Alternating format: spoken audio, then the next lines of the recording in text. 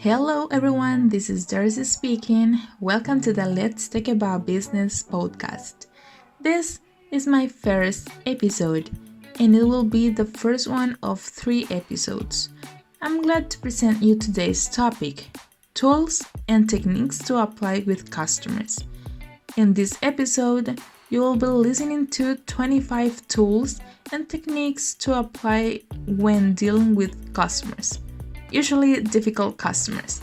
So, if you think your customer service skills need or can be improved, keep listening. First tool is above and beyond the call of duty. It means doing something special or extra and that is not required of you as part of your job or obligations to the customer. Second tool is acknowledge customers' needs. Showing effort to the customer by acknowledging needs might involve rephrasing something the customer has said to you. This is very important. Third tool is acknowledging without encouraging. It's important to prove the customer that you understand the facts surrounding the situation that is upsetting and the feelings the customer is experiencing. You can do this by avoiding a discussion with the customer and then refocus or steer the conversation back to the problem and away from the customer's emotions. Tool number 4 is active listening. Active listening involves rephrasing the key points of what the customer has said and reflecting them back to the customer, often in the form of a question. For example, so you're saying that you are sure there are parts missing from the product and you want a complete refund. Is that right? Tool number 5 is admitting mistakes. The key thing in admitting mistake is to do so in a very short sentence and then move on to solving whatever problem exists. Tool number 6 is allowing venting. What is venting? Expressing your feelings to make the situation easier. We have here 2 scenarios. First one, venters are people who will calm down if allowed to let off steam. Scenario number 2, obsessors, however, will get angrier and angrier the more they talk about their upset or grievances. Tool number 7 is apologize. A sincere apology can help calm a customer, particularly when you or your company has made an error. You can apologize on behalf of your company, but remember that apologies should always be used along with other techniques. Tool number 8 is assurance of effort. An assurance of effort is a statement that tells the customer you will do your best to meet his or her needs. For example, you can use this phrase, I can see you are in a hurry, and I'm going to do my best to get this wrapped up in a few minutes. Tool number 9 is assurance of results. An assurance of result is a stronger statement than an assurance of effort. It promises that the customer will have exactly what they want resolved. Assurance of result should be made only when you can legitimately guarantee the results you are promising. Tool number 10 is distraction. This technique is used with angry customers to shift their attention away from their anger and away from expressing their anger to you. Tool number 11 is empathy statements.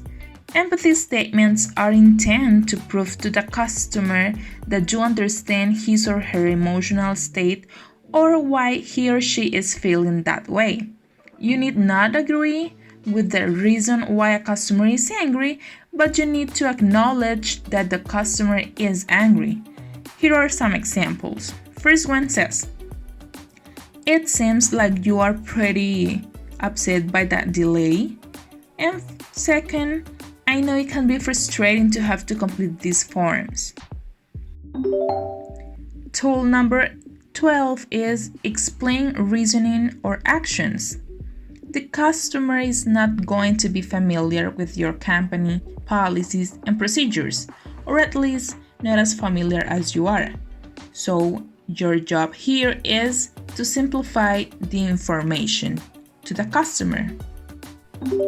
Tool 13 is finding agreement points. Let the customer know that you two are on the same side. Repeat statements like, "We are in it together," or "We are such a good team." Tool number 14 is not taking the bait. Not continue arguing with a customer, not responding to insults, comments, or other angry or abusive comments made by a customer.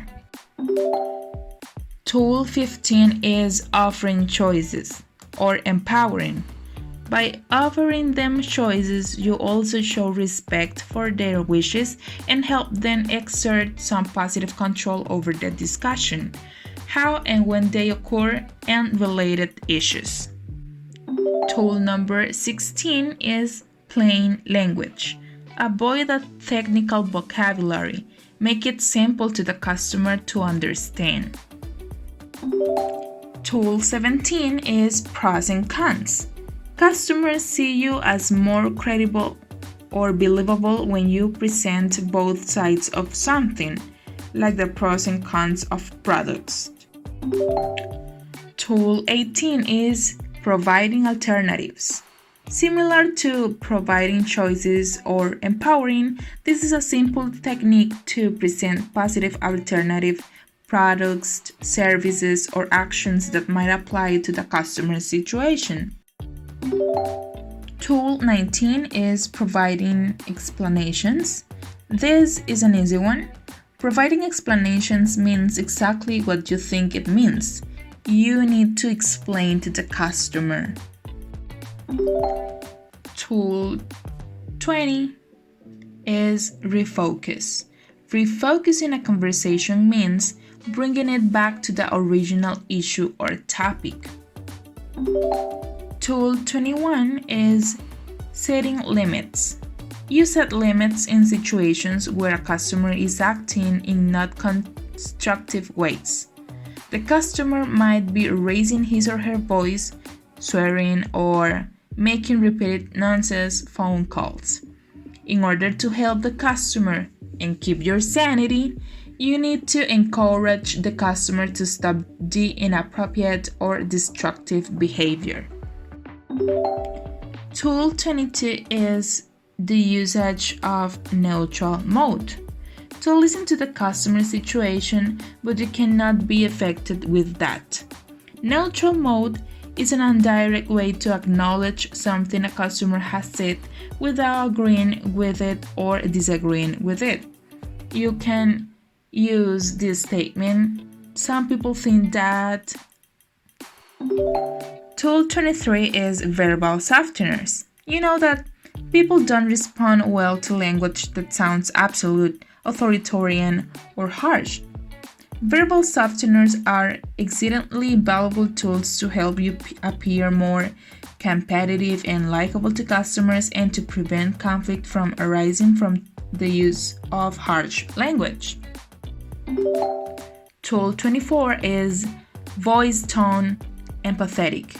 You can use an empathetic voice tone to convey that you are strongly committed to helping the customer.